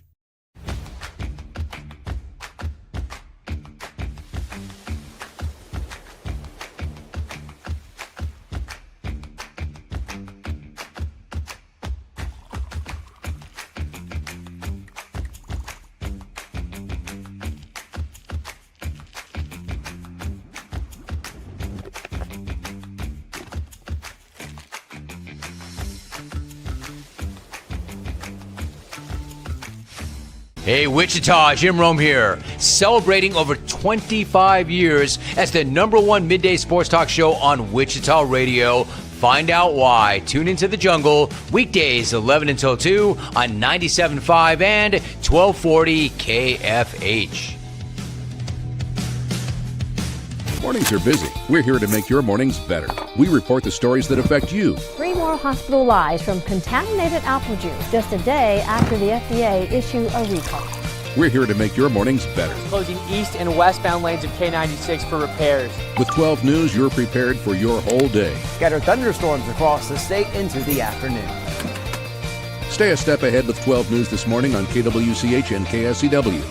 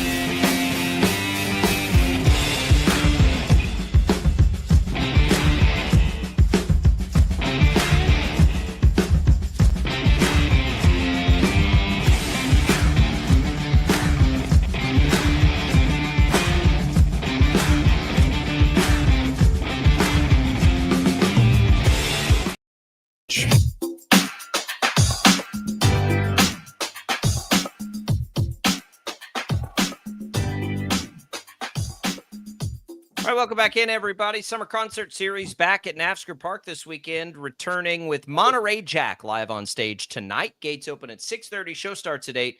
Enjoy the free live music, food trucks, and Friday night fun all summer long. Full schedule at kfhradio.com. Thanks to Eric Johnson for stopping by there and giving us a little golf update from Memphis. We got all eyes on Sam Stevens tonight. All right, Tommy, let's real quick again. Thanks to Prairie Fire Coffee for keeping us fueled up on a Friday. Always appreciate them. Gets early. We need the motivation. And to Crestview Country Club, that programming note, we will be out there. We're going to try to bring Grady over, get caught up on his off season, see what other fun folks are going to be out there at the tournament. But Monday out at Crestview, we're going to be live from the Grady Dick Charity Golf event, and that should be fun. I'm looking forward to that. Yeah, it'll be a good time. I think the weather is going to be a little bit cooler on Monday, which is good. We'll have a hot weekend, and then I think we're looking at maybe highs in the upper 80s, mid upper 80s. So that should be a little bit better than If it rains, 102. Yeah, so we'll do that. But I'm looking forward to being out there as well, and that's been a fun thing to partner with and get the word out about the Grady Dick Charity Golf Tournament and all the different things that they're doing to raise money for nonprofits and foundations and charities that are close to Grady's heart. So that's going to be a lot of fun. Now, you and I will be, after we get off the air, we're going to go out there and swing it a little bit. If it rains, let's say we get into a cart path only situation.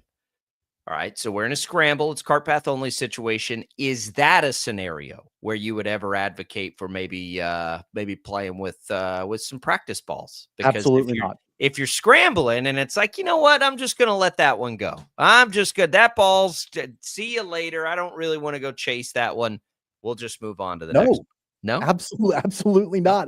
You're going to continue to try to have these different scenarios that you throw out at me to get me to approve of you using range balls. And I'm trying to get you to slum it with the rest of us. Listen, I'm out on the courses and I see those range balls out in the trees. We're nowhere near the driving range. I know that that this isn't just a me thing, that others are following suit. And when you know you're toast on a hole, maybe you got one in the bag and you're just like, you know what, let's give that one a run just in case. Now, there are times that I've got an entire pocket in my golf bag of just like junk balls. They're not range balls, but they're regular golf balls. They're just the same thing. They just don't have the extra lines on them. They're not meant for the driving range. They're actual golf balls that people have used that I've picked up and I found. And if I, want to hit a second shot, if the first one wasn't very good, and I'm like, you know what, I need to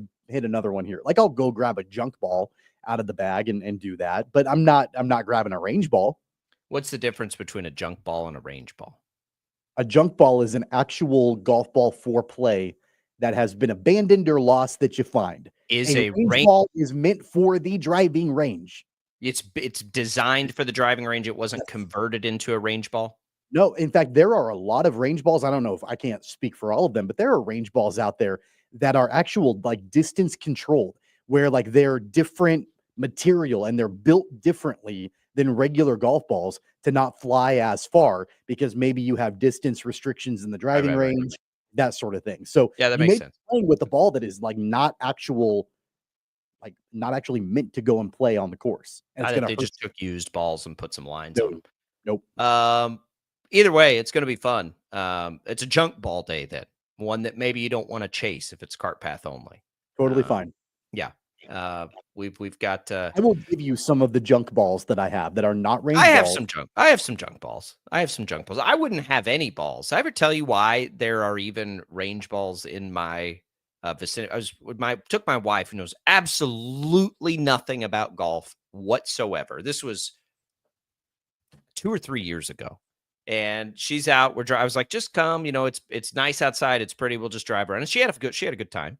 And I was walking out to a ball or something. I get back and she's like, I found all these balls. I'm like, what do you mean you found all these balls? She's like, I found all these balls. They were just sitting there. And I'm like, what is she? She had like a handful of range balls. I'm like, oh God. It's like, put those away. Like, we got to get out of here. Hey, see, if that embarrassed you at the time, then like you clearly know that those aren't the right Like, I don't drive around looking for them, but I was like, oh God, like she had already like had them in the bag. I was like, geez, she's like, put them in your bag. Like, we got to go. Yeah, that's why I even have any in my bag to begin with. All right, Tommy, let's look at the NFL preseason slate tonight. The biggest headline for sure coming into tonight is Shedeur Sanders. This story has not got any less interesting. Shedeur is expected to get the start tonight against Carolina. And the range of outcomes here feels as open as it could possibly be. Like, Shedeur could really impress and move his way up. Shedeur, some people think, could not make the roster at some point. Like, has there ever been more pressure on a guy in the preseason than there is on Shedeur Sanders right now? Most of these, most of these guys that come in with his pedigree and everything else, like, they're not in any danger in the preseason games. He's legitimately playing for his role on this team. Well, I think he's playing for his role on the team, but I also think that he is, potentially playing for a future in the league. I mean, I know that whether or not it's with Cleveland or somewhere else, I don't think it's hyperbole to say that, the majority of teams in the NFL don't think that he's a viable starting quarterback in the league. Or And don't so, think he's worth the risk. for sure. And so if he can go out there and have a good preseason, Cleveland is such a dysfunctional organization and has been for so long that there's a good chance that, they may go out and draft a quarterback again next year, multiple quarterbacks for that matter. And so he may be on the outside looking in even after this year. And so some of it is a little bit of an audition, I think, for other teams in the NFL that, hey, like Shador could potentially be a viable NFL quarterback. And so I do think that every time he gets reps out on the field, whether it's a preseason game or otherwise, he's got to put on a show and prove that he can actually be a quarterback in this league. I agree. At least early on, he's just got to prove that all the other stuff isn't so much of a distraction that it's a distraction. Like that it's worth dealing with all of that stuff. I think that's the thing. You know how I feel about him. I think as a football player on the field, he is good enough to play in the NFL. He's always reminded me as a college player of Baker Mayfield. I think his ability is good enough. Is it good enough to overcome the perceived issues of all the other stuff he seems to care about, which is what got him in trouble in the draft process, which is where we've seen funny videos of him asking Joe Flacco if he knows this dance in practice. And Flacco's like, I don't know what the hell you're talking about. Like all of this other stuff. That's what he has to overcome now. And the easiest way for him to do that, Tommy, is to go out on the field and be good. It's the preseason. I really, though, like more on the line, because remember, this is a first round pedigree that fell so far for all the reasons that it did. And it wasn't like a consensus first round pedigree. I get that. But it was like a 50-50 first round pedigree. Certainly wasn't. Where did he get drafted? In the fifth? Certainly wasn't a fifth round pedigree, whatever it was. So get out there and show everybody why. Because at the end of the day, this is a league where it'll put up with a lot of crap. It will put up with his crap if he's good. It just wasn't convinced enough that he was good to put up with his crap. So now get out there and show him that you are worth it. Because we see teams all the time deal with really terrible situations that make us scratch our head because guys are good at football. Go show you're good at football, and he will find his way into a starting lineup. All of the different reports going into the draft about how terrible his interviews were and the meetings with all the other teams and just the anonymous GMs and all these personnel that they were saying that it was the worst interview ever and like all that stuff. That can be erased. Like totally. First impressions are really, really, really important. And so that's hard to get away from, but winning and performing at a high level can cure a lot of things. And if he can go out and actually show it on the field on this stage, whether or not it's a preseason game or not is irrelevant. He's getting an opportunity in an NFL game to show that his pedigree and that his talent, his skill set, athleticism, all these different things can outshine how poor of a first impression he made on a lot of teams. If he can show that that's actually legitimate and he can do that, then I think eventually over time he can convince people that the other stuff doesn't matter. But he's got to do it on the field first. And he may have limited opportunities to actually show that he can do it. And so that it's not like a situation where, he's an incumbent starter and he's got a lock on the starting role. He's in a battle right now as a rookie. And so he may not have unlimited opportunities to show his stuff. He's in a battle with another rookie. That puts the pressure on his shoulders when he's going to be handed the ball to go out and make the absolute most of it. He's not going to be handed anything. And I think that, if it all works out and we look back and Shedeur Sanders ends up as a starter in this league for any number of years, like this will all, I think, had to have made him better, right? Like he will have had to grow from all of this. It cost him money. There's no question about that. Doesn't have to cost him opportunity. At the end of the day, you're trying to beat out a fellow rookie. You're trying to beat out a very much older Joe Flacco and some guys that, have proven outside of Flacco. Flacco's been a proven starter in this league, but outside of Flacco, everything else is unproven or proven to not be good enough, right? Like the opportunity is still tremendous for him. And over the course of this preseason, there is not a player in football with more to gain than Shedeur Sanders. Not one, right? Dylan Gabriel's not going to get cut from the Browns. I don't think Shedeur Sanders would either, but I've heard a lot of people talking about it. Like it may be on the table, right? He's the fourth quarterback right now. Teams don't carry four quarterbacks. So what could happen? It's entirely possible. Nobody has more to gain than Shedeur Sanders. I don't know if we're going to see Bryce Young. They play the Panthers. Bryce Young is a guy who probably is getting no attention, and I get why, Tommy. But was there a more improved player in football last year than Bryce Young? I don't think there was. Yeah, I don't know if there. I mean, I would certainly say I don't think there was a more improved quarterback, and maybe player in general. I mean, he was good, and there were doubts after year one for him about whether or not he could make it in the league. And I think he showed that his style of play, he can overcome a lot of different things, and he showed it with the Panthers team that had. I mean, they had clear deficiencies, and he sort of overcame that. They weren't a great team by any means, but he at least showed that he can get it done. So they're really interesting to me. They are not a team that gets much love at all. Their odds to win the division are 4-1, which is about as high as a lot of teams. They don't have any clear-cut favorite. I think Carolina could be better. They took my favorite player in the draft, Tedero McMillan. We saw the progress from Young. They can run the ball a little bit. I think people are moderately excited about the coaching staff that's in place there. They could be okay this year, don't you think? They could. There is a world where they compete for that division. I think they're better than the Saints. I think the Falcons have as many questions as they do. Could they be as good as Tampa?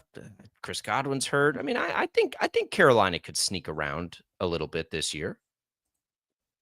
I think they could too. I mean, that division, in my opinion, is relatively wide open. I mean, it should be Tampa, but they've got some coaching changes. It should be Tampa. I mean, I love Baker. I think his renaissance in his career has been really fun to watch in his time in Tampa. So it should be Tampa Bay. I'm not sold on Atlanta, and I'm not obviously sold on New Orleans. So, I mean, I think if there's any team that could be potentially a threat to Tampa Bay, I mean, I'd put Carolina in there. Carolina's win totals at 6.5.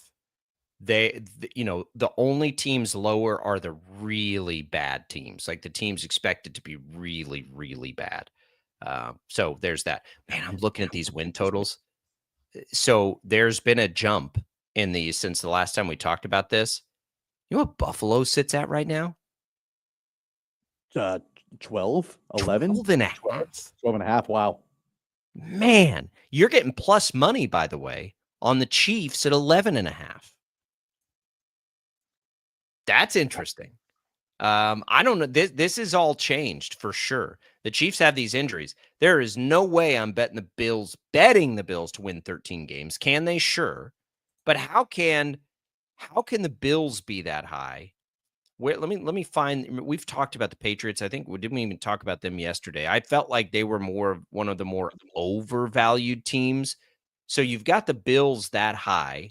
The other teams in that division, you've got the Dolphins at 7.5 still at pretty close to even money. The Jets are only at like 4.5. That's a big part of it. And cannot find the Patriots to save my life. Hang on just a second. Okay, there's the Patriots. Yeah, the Patriots are still at 8.5, Tommy. Boy, if you think the Patriots are going to be any good, it's going to be hard for the Bills to win 13 games if those things play out and you've got both, the Dolphins and the Patriots between 7 and 9 wins. I don't know, man. That's too high. I don't remember seeing any teams at 12.5. Yeah, I mean, I think that I think Miami will be well under that number. I mean, I don't think Miami is going to be any good this year at all. I mean, well, they're going to be terrible on defense. We know that. If Tua is healthy, they're going to be good on offense, though. Yeah, I think that they're going to take a step back for sure. I like the Patriots to take a little bit of a step forward, and then the Jets are probably going to be abysmal.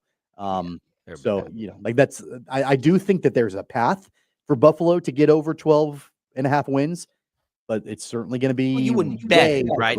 Yeah, sure. Could the Bills go 13-4? Absolutely. Yeah, I'm not going to bet it. Yeah, that's not the point. The Chiefs, even the Chiefs at 11.5, we've talked about this too. Like they've got so much room to be better, but still lose like 4 or 5 games in the regular season versus the, essentially the one that they lost last year. Because remember, they had the throwaway game in the finale. These win totals get so hard at the highest level like that because any injury, anything like that comes into play. 12.5 for the Bills. My goodness. I don't think there's anything else that I'm particularly watching for tonight, Tommy. In the preseason, there's just that game, the Lions and Falcons, the Commanders and Patriots. Those other two, I doubt we're going to see much. I mean, all eyes are on Shedeur Sanders. He's got the platform's yours, young man. Tonight the stage is yours. Everybody's going to be watching. Chiefs play this weekend. They play Arizona. You'll have coverage beginning here at 6 o'clock. It's a 7 o'clock kick. We do expect to see the starters. We expect to see them for, Andy Reid says, a quarter. I don't know that I believe a quarter's in the cards, but it'll at least be a possession, which is what it typically is. It might be a quarter if, Arizona gets on like an 8-minute opening drive, Tommy. Then maybe it would be a quarter, I suppose. But otherwise, it's usually a possession. Like one drive. I would be okay with one drive. That's typically what you get in the first game. Then it's a quarter in the second game most of the time. All right, we'll come back. We still got more Sports Daily. Don't go away on a Friday.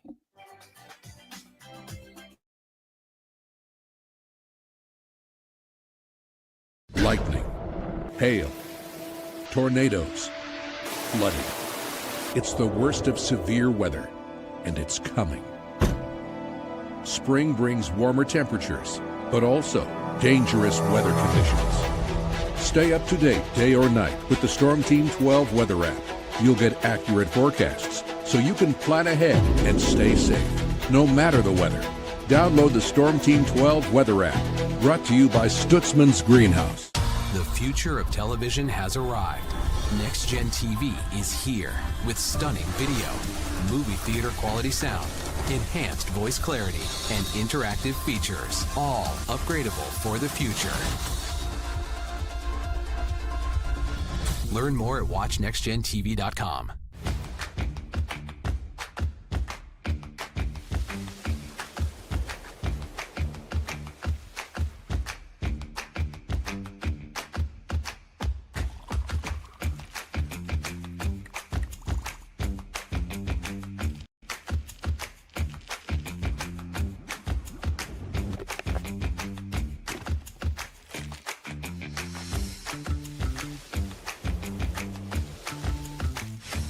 Canvas of our imagination. They tell a story. Clouds affect the events of your day. Sometimes they growl, sometimes they inspire, but they're always the messengers of nature's mood, written in the sky. Storm Team 12 understands the language of clouds. We're dedicated to decoding their message, so you know what to expect. Behind every cloud, there is a story waiting to be told. Trust Ross Jansen and Storm Team 12, alerting you first to the impact on your life. This is Rich Eisen. Check out The Rich Eisen Show, 11 until 2 on Wichita's #1 sports station, Kansas Fan Headquarters, 97.5 and 1240 KFH.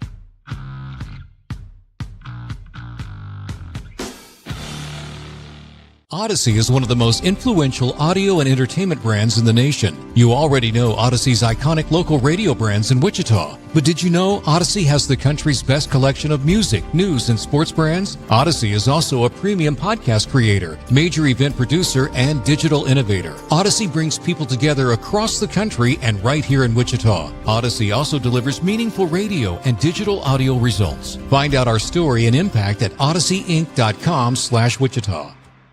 Make yourself known now. 31001 in traffic pursuit. Oh my God, here. Investigate TV Plus begins with real people. We investigate stories that impact you. And inspire change every day. Something is broken. Real problems. Why are they hiding it? And real solutions. My daughter was dying in front of me. What was your reaction when he said that? Investigate TV Plus, weekdays at 3:30 p.m. on KWCH.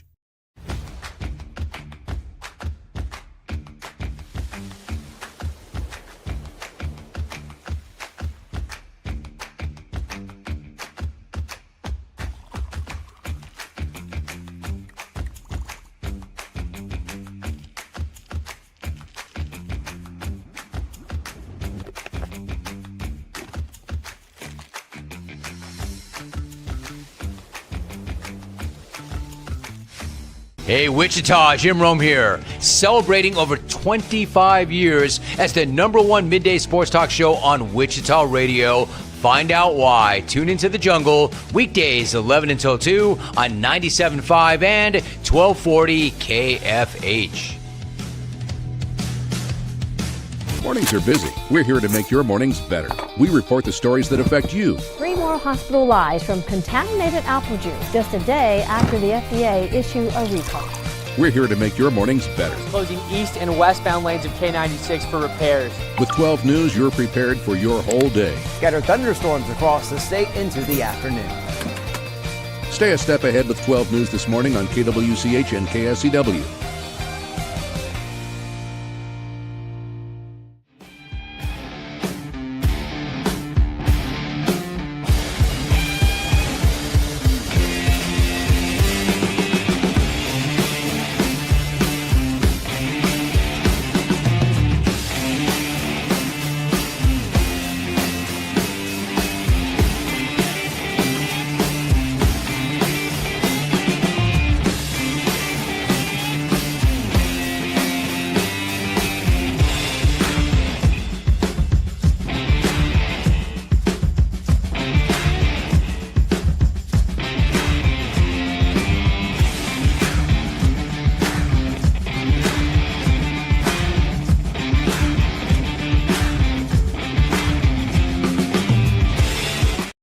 Page.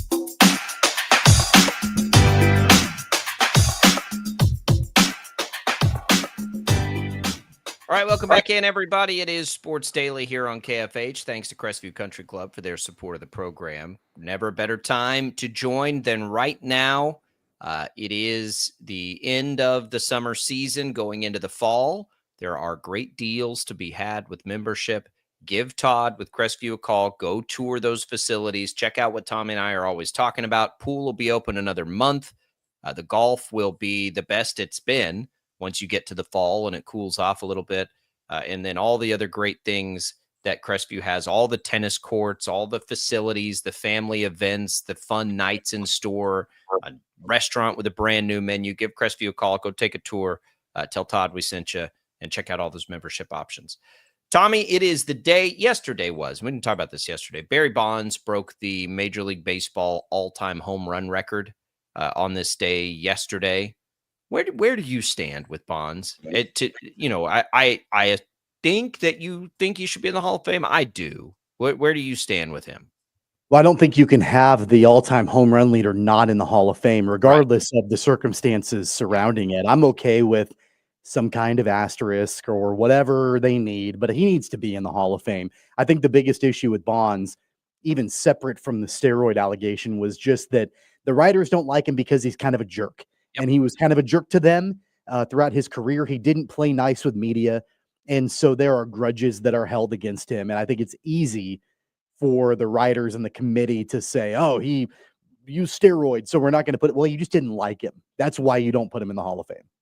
Yeah, I mean, the whole I feel the same way about every steroid situation. We just need to let people know in the game's history museum of what was going on during that time. But his peers in a lot of cases were too. That was my first year in television, not my first year working in the media. It was my first year in television. Was that summer?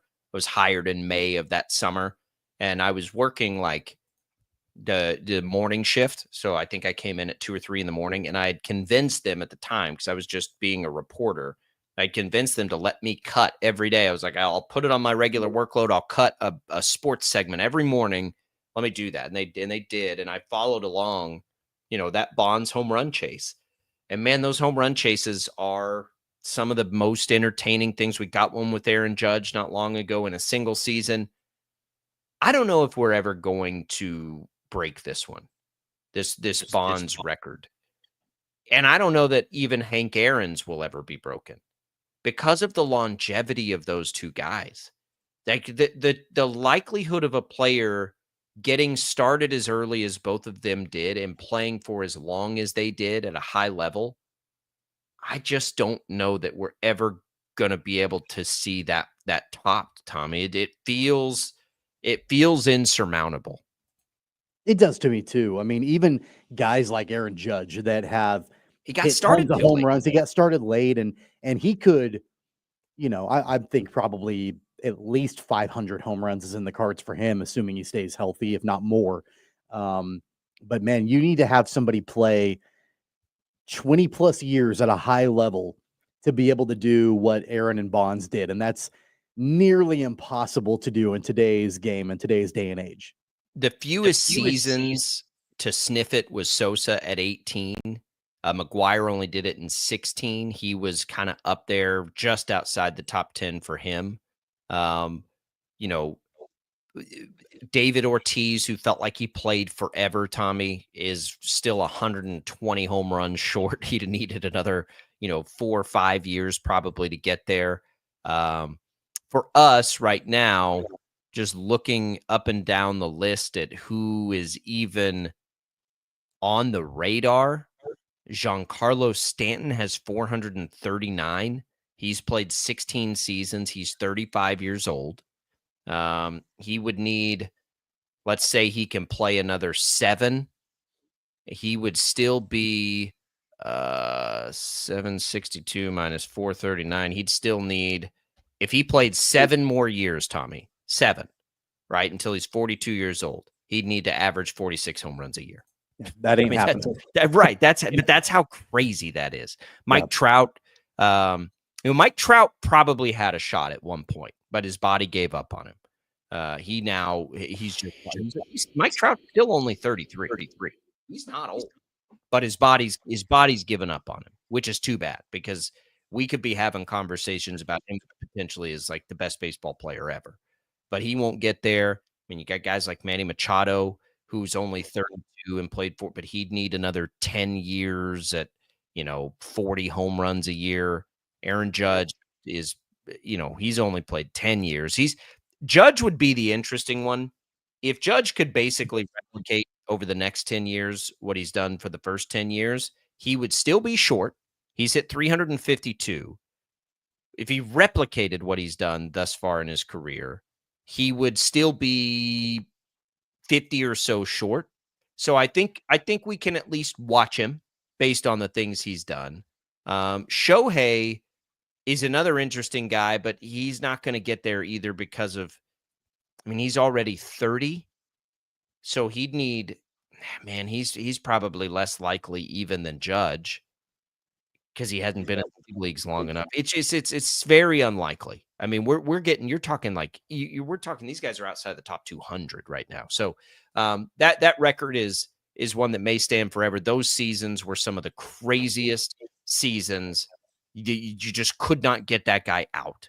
It was insane to watch what Barry Bonds did at that point. You sent me something during the break, Tommy. So Visit Wichita says that Wichita is in the running for the best, the best sports event Host city. Host city in 2025. So the major events that you'd point to would be, of course, the NCAA tournament, in which Wichita showed out as in a way that I've never seen any host city ever show out. Unbelievable. You've had, of course, the aftershocks, which is nothing new, but always good to see. And I think you had the ice skating championships, which was by all accounts a great event. I don't know what to compare that one to, but I think Wichita would have a case here. What Wichita did for the NCAA tournament, for somebody who's been around the country seeing some of these sites, that's as good as it gets. To have for how many days did we have it? 4, 5? 4 to days. Have thousands and thousands of people every day. So not always the best weather either, by the way, down there partying like they did and going to the games. It was unbelievable. Remember us taking our show down there to Napsker Park and how cold it was. Yeah, thanks to Like, our we were friends at wearing heavy Homegrown for coats. letting us come in. I know. Heavy coats and gloves and stocking caps, and the wind was whipping. And it wasn't the best weather, but people showed out. Like, they showed up and showed out for the NCAA tournament. And it's not just that. I mean, people in this city show up to things when there's buzz and excitement, especially when it's something on the national scale that's coming to Wichita. People get behind that like crazy. And some of the other cities, I think you got to put Wichita Open in there for the way they overcame that. I agree. I mean, you look at the other finalists, and I think Atlanta is on the list, and DC is on the list, I believe, Boise, Idaho, Vegas, and Wichita. And I mean, nothing against those other cities, but the thing about Wichita is people don't expect it. Like, nationally, you don't expect to get this kind of response for sporting events when they come to the city. And we show up. We show up time in and time out. Wichita likes to have a good time. It's one of the reasons I love Wichita. I have a lot in common with Wichita, I think. I mean that. I really do. It's like when we moved here more than a decade ago, we never knew we'd be here this long. We never knew we'd love it as much as we did. I feel like I have a lot in common with this city. Like to have a good time. You know what? If it's coming, we're going to show up and we're going to make it the best it's going to be. And I think it's that combined with a city that is much, much larger than people realize in the metro area, without a pro team, pulling attention away from some of this stuff.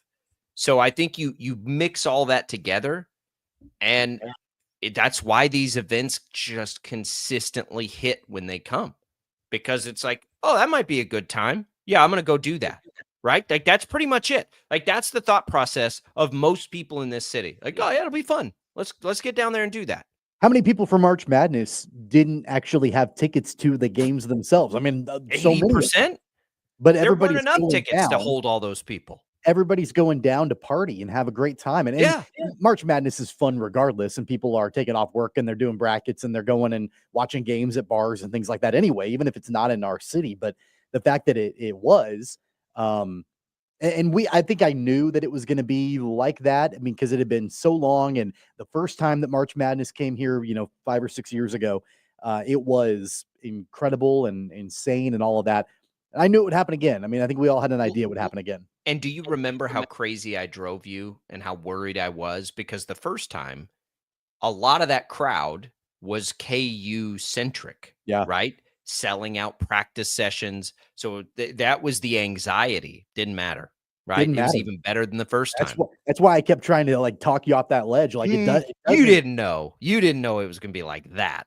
But I know Wichita. I know this city. I'm from here. I was born and raised here. This is my home, and it always has been. And Wichita shows up. And yeah, I mean, of course, like, you would love to have a KU or a K-State. I mean, I was in Omaha the year before when KU didn't show up like it was expected, and it wasn't a ghost town, but it wasn't. I mean, it was fine. It wasn't anything crazy because KU wasn't there, like everybody thought they would be.